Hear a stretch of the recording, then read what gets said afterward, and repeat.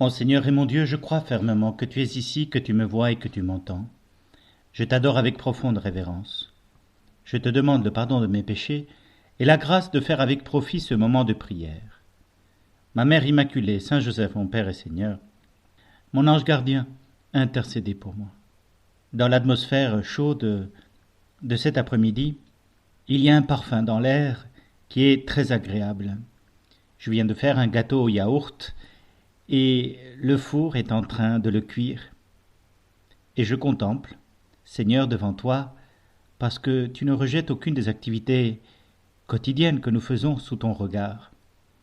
Je regarde dans ce four allumé la pâte tiédir, gonfler, s'ouvrir face à la chaleur. Et la chaleur dore petit à petit cette pâte qui va devenir un bon gâteau. L'air en est tout rempli de cette odeur chaude et agréable. Ce gâteau au yaourt qui lève est une belle image du royaume des cieux, dont Jésus nous dit qu'il est semblable à une levure qui est mise dans la pâte et qu'elle fait lever. Et je pense à toi, Seigneur, parce que tu nous as donné d'être cette levure dans le monde à nos chrétiens, d'être ce qui lève et donne tout leur éclat à toutes les choses qui se développent en ce monde. Tu rajouteras aussi que nous sommes le sel de la terre. Une toute petite quantité suffit pour redonner du goût à tout. Et effectivement, le royaume des cieux se déploie dès cette terre, même s'il la déborde, même si l'accomplissement de ce royaume des cieux ne s'accomplira qu'à la fin des temps, dans l'au-delà, lorsque le jugement sera donné par Dieu. D'ici là, nous ne posons pas de jugement. Nous vivons, nous agissons, nous aimons. Nous aimons comme le Christ nous aime. Et puis, nous témoignons et nous révélons à ceux qui nous entourent cette réalité du royaume. Le royaume des cieux est au milieu de vous. Sachez-le. Sachez-le.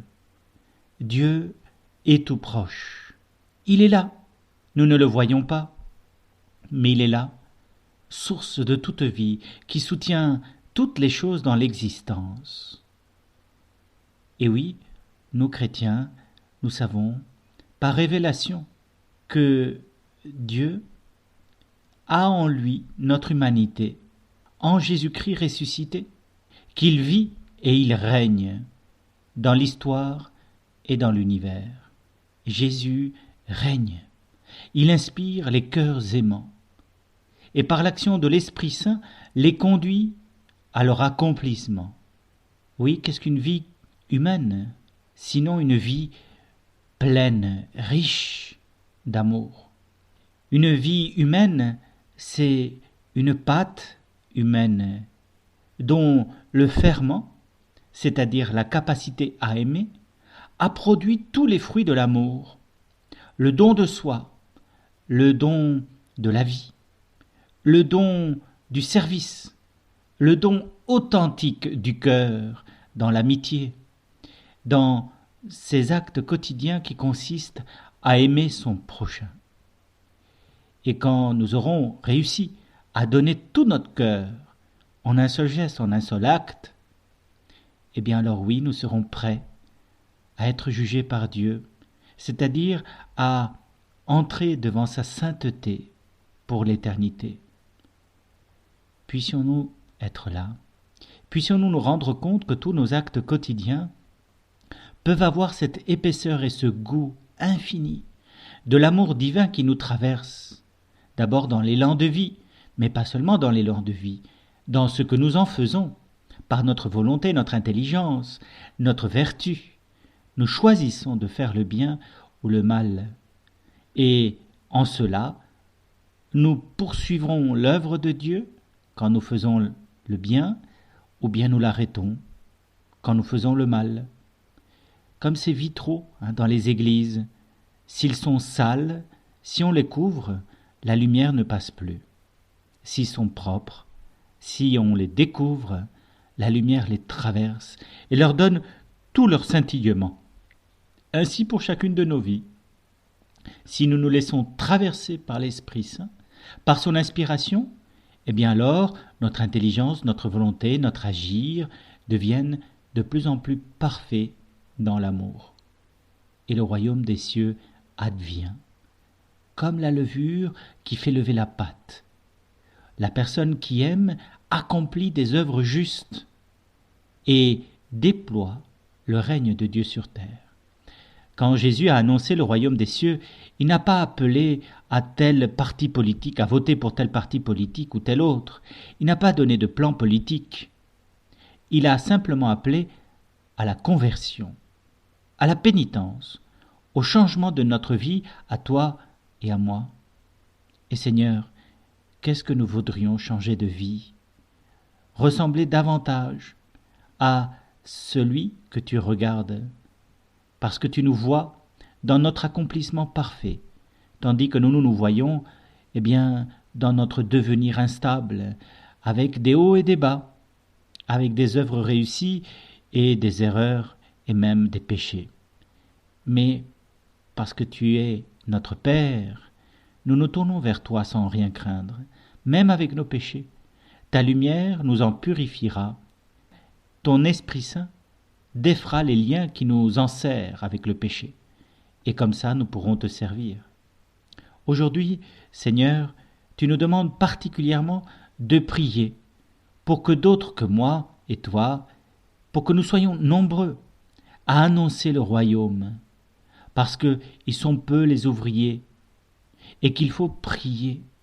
Prier pour que le Seigneur, dans l'Esprit Saint, transforme les cœurs qui soient capables de lever ce coin du voile du réel qui nous entoure et révéler ainsi et montrer que Dieu est là, que Dieu est présent, qu'il soutient tout ce qui existe dans l'être, que nous sommes un peu comme la pensée de Dieu, même si en Dieu il n'y a pas de cerveau, il est pur esprit, et que en Dieu il agit par le Verbe pour que nous puissions être, et en étant déployés par nos propres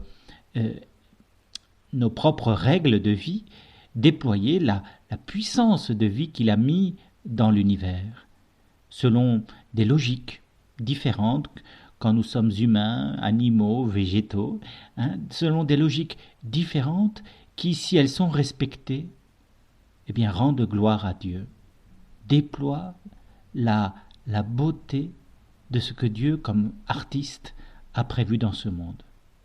Seigneur, qu'est-ce qu'il est plus simple de vivre en ta présence, assuré que tu nous accompagnes, que tu nous éclaires, que tu nous attires vers toi, que tu veux notre bonheur et nous réunir avec toi pour l'éternité. Donne à nos cœurs, parfois fatigués, eh bien, de nous tourner décisivement, de nous tourner vers toi en un élan simple, profond, absolu. Comme tu nous le demandais, que votre oui soit oui, que votre non soit non. Un acte plein. Et nous le savons, Seigneur, on n'est jamais exclu du royaume des cieux lorsque nous nous tournons vers toi dans un acte simple de docilité, d'accueil de l'Esprit Saint, de naissance à nouveau. Et ainsi, comme le bon larron, nous voulons nous tourner vers toi et mettre tout le courage de notre âme à te dire, Seigneur, accorde-nous ton pardon, ouvre-nous les portes de la vie, que nous soyons avec toi maintenant et pour toujours. Je te remercie, mon Dieu, des bonnes résolutions, des actes d'amour et des inspirations que tu m'as donnés pendant ce temps de prière. Je te demande la grâce de les mettre en pratique. Ma Mère Immaculée, Saint Joseph, mon Père et Seigneur, intercédez pour moi.